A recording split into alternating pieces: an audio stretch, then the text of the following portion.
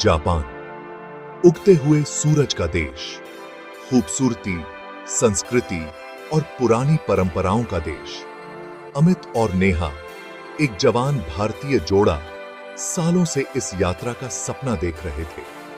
आखिरकार उनका सपना सच हो रहा था। जैसे ही उनका जहाज टोक्यो में उतरा, उनके सीने में उत्साह उमड़ने लगा। नियॉन लाइट्स, भागती हुई भीड़, हवा में रमण की खुशबू, यह सब बहुत रोमांचक था।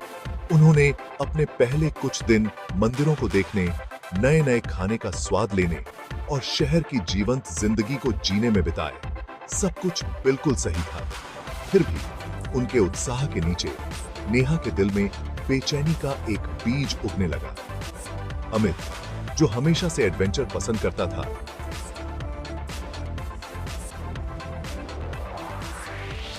ने आओकीगाहारा, जिसे सुसाइड फॉरेस्ट भी कहा जाता है, जाने का प्लान बनाया था। नेहा ने अपनी घबराहट को दूर करने की कोशिश की। उसे अमित पर भरोसा था और वह उसका मजा खराब नहीं करना चाहती थी। फिर भी जैसे जैसे वे आओकीगाहारा के करीब पहुंचते गए, उसका दिल और भी भारी होता गया। नाम में ही कुछ ऐसा था जो उसकी रूह कंपा देता था। जंगल के लिए बस की सवारी शांत थी। अमित, नेहा के बहते डर से बेखबर, खूबसूरत नजारों के बारे में उत्साह से बातें कर रहा था। हालांकि नेहा उस पर छा जाने वाली बेचैनी की भावना को दूर नहीं कर सकी। जैसे जैसे वे करीब आते गए, नजारा बदलने लगा। हरे भरे चावल के खेत घने अंधेरे जंगल में बदल गए। पंछियों के चहचहाने से गूंजने वाली हवा अजीब तरह से शांत हो गई थी। ऐसा लग रहा था जैसे सूरज की रोशनी भी पेड़ों की मोटी छतरी में घुसने से हिचकिचा रही हो। अमित, नेहा फुसफुसाई। उसकी आवाज थोड़ी कांप रही थी। क्या तुम वाकई यहां जाना चाहते हो? यह जगह अजीब लगती है। अमित उसके डर को उत्साह समझकर मुस्कुराया। चिंता मत करो नेहा, यह बस एक जंगल है। हां, थोड़ा डरावना, लेकिन यही तो इसे रोमांचक बनाता है। उसने आश्वस्त करते हुए उसका हाथ थामा। उसे इस बात का अंदाजा नहीं था कि उसके दिल पर डर अपना शिकंजा कस रहा है। वे बस से उतरे। आखिरी यात्री। सन्नाटा मानो बहरा कर देने वाला था। अमित, जो अपना रोमांच शुरू करने के लिए उत्सुक था, उसने अपने बैग उठाए और मुस्कुराया। हालांकि नेहा हिचकिचा रही थी। जंगल उनके सामने था, अंधेरा और विशाल। पेड़ टेढ़े मेढ़े और प्राचीन, अपनी कंकाल जैसी शाखाओं से ऐसे पहुंच रहे थे जैसे उन्हें अंदर खींचने की कोशिश कर रहे हों। गीली मिट्टी और सड़ते पत्तों की गंध से हवा भारी थी।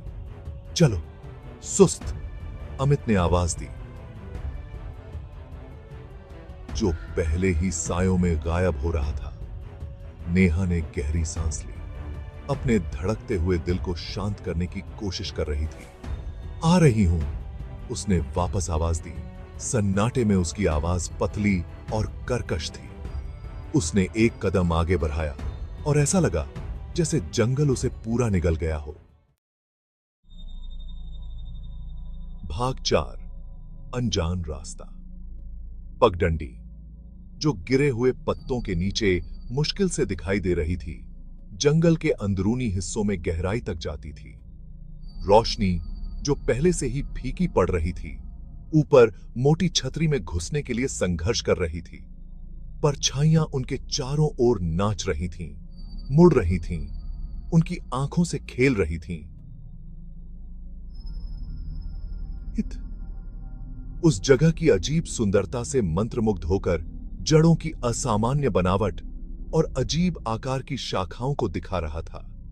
हालांकि नेहा को यह एहसास नहीं हो रहा था कि कोई उन्हें देख रहा है।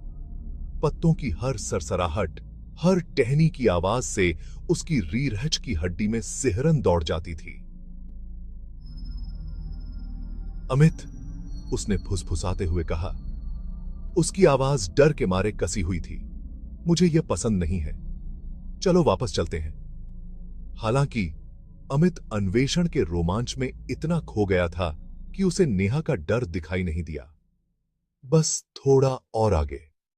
नेहा, उसने कहा। सन्नाटे में उसकी आवाज अजीब तरह से गूंज रही थी। मैंने यहां से थोड़ी दूर एक सफाई के बारे में पढ़ा था। कहा जाता है बहुत खूबसूरत है। भाग 5। पेड़ों के बीच एक खोज। वे रास्ते पर चलते रहे। उनके अपने कदमों की आवाज के अलावा सन्नाटा था। हवा ठंडी, नम होती गई और देखे जाने की भावना तेज हो गई। नेहा बार बार अपना कंधा देख रही थी। उसे उम्मीद थी कि कोई उनका पीछा कर रहा होगा। अंत में वे एक छोटी सी सफाई पर ठोकर मार बैठे। लेकिन अमित ने जिस सुंदरता का वर्णन किया था, उसके बजाय उन्हें कुछ और ही मिला। सफाई के बीच में चमड़े से बनी एक पुरानी डायरी पड़ी थी, जिसके पन्ने हवा में हल्के से फड़फड़ा रहे थे। अमित ने उत्सुकतावश उसे उठा लिया। चमड़ा छूने में ठंडा और थोड़ा नम था। उसने उसे ध्यान से खोला। उम्र के साथ पन्ने खराब हो गए थे। अंदर लिखावट फीकी पड़ चुकी थी। किसी ऐसी भाषा में लिखी गई थी जिसे उनमें से कोई नहीं पहचानता था। तुम्हें क्या लगता है ये क्या है? नेहा ने पूछा। उसकी आवाज मुश्किल से फुसफुसाहट थी। अमित ने शर्माते हुए कहा, पता नहीं, लेकिन ये पुराना लग रहा है, शायद सदियों पुराना। उसने पन्ने पलटे। अजीब औगरीब निशान उनकी आंखों के सामने नाचते हुए प्रतीत हो रहे थे। भाग 6। आमने सामने। जैसे ही अमित डायरी की जांच करता रहा, सफाई से एक ठंडी हवा चली, जिससे पत्ते उड़कर बिखर गए। उनके चारों ओर परछाइयां गहरी हो गईं और हवा एक अनदेखी ऊर्जा से भर गई। अचानक सफाई के किनारे परछाइयों में एक आकृति उभरी। यह लंबा और कंकाल जैसा था। इसका रूप धुएं की तरह घूमता और बदलता रहता था। उसकी आंखें अंधेरे में जलते हुए दो अंगारे उन पर टिकी हुई थीं, जिससे उनके शरीर में दहशत की लहर दौड़ गई। नेहा चिल्लाई, एक ऊंची आवाज जो खामोश पेड़ों से गूंज उठी। अमित ने डायरी गिरा दी। उसका खून पानी हो गया। वे डर के मारे लकवाग्रस्त हो गए थे। न हिल पा रहे थे, न सांस ले पा रहे थे। आकृति ने उनकी ओर एक कदम बढ़ाया और पेड़ों से एक आवाज, ठंडी और कर्कश, फुसफुसाई। यह एक ऐसी भाषा में बोली जिसे वे नहीं समझते थे, लेकिन शब्द द्वेष से भरे हुए थे, जिससे उनकी रीढ़ की हड्डी में सिहरन दौड़ गई।